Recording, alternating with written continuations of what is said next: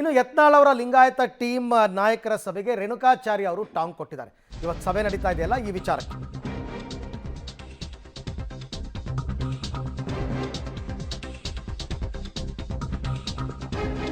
Yatnal team Lingayat ನಾಯಕರ ಸಭೆಗೆ ರೇಣುಕಾಚಾರ್ಯ ಅವರು ವ್ಯಂಗ್ಯಾಡಿರೋದು. ನೀವ್ಯಾರು ಲಿಂಗಾಯತರೇ ಅಲ್ಲ, ನೀವ್ಯಾರು ಲಿಂಗಾಯತ ನಾಯಕರಲ್ಲ, ನೀವೆಲ್ಲ ಡಮ್ಮಿ ನಾಯಕರು, ನೀವೆಲ್ಲ ತಿರಸ್ಕೃತ ನಾಣ್ಯಗಳು ಅಂತ ರೇಣುಕಾಚಾರ್ಯ ಹೇಳಿದ್ದಾರೆ.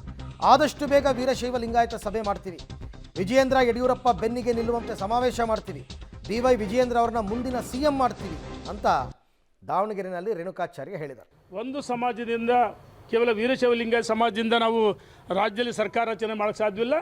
ಎಲ್ಲ ಸಮಾಜಗಳ ಬೆಂಬಲದಿಂದ ನಾವು ಅಧಿಕಾರಕ್ಕೆ ಬಂದ್ವಿ. ಪ್ರತಿಪಕ್ಷ ನಾಯಕರಾಗಿದ್ದಂಥವರು ಉಪಮುಖ್ಯಮಂತ್ರಿ ಆದರು, 2 ಬಾರಿ ಯಡಿಯೂರಪ್ಪನವ್ರು ಮುಖ್ಯಮಂತ್ರಿಗಳಾಗಿ ಒಳ್ಳೆಯ ಕೆಲಸ ಮಾಡಿರೋ ರಾಜ್ಯದಲ್ಲಿ ಒಳ್ಳೆ ಮುಂದೂ ಸಹ ಅಧಿಕಾರಕ್ಕೆ ಬರ್ತೀವಿ. ಇದ್ರ ಜೊತೆಗೆ ಈಗಾಗಲೇ ನಾನು ಕೆಲವು ಮಠಾಧೀಶರು ಸಂಪರ್ಕ ಮಾಡಿದ್ದೀನಿ.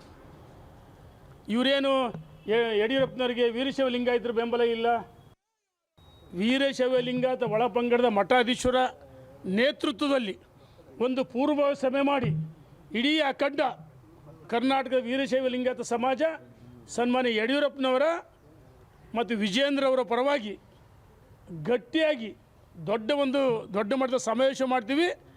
ವಿಜಯೇಂದ್ರ ಅವರು ಮುಂದೆ ಮುಖ್ಯಮಂತ್ರಿ ಆಗಬೇಕು. ಅದಕ್ಕೆ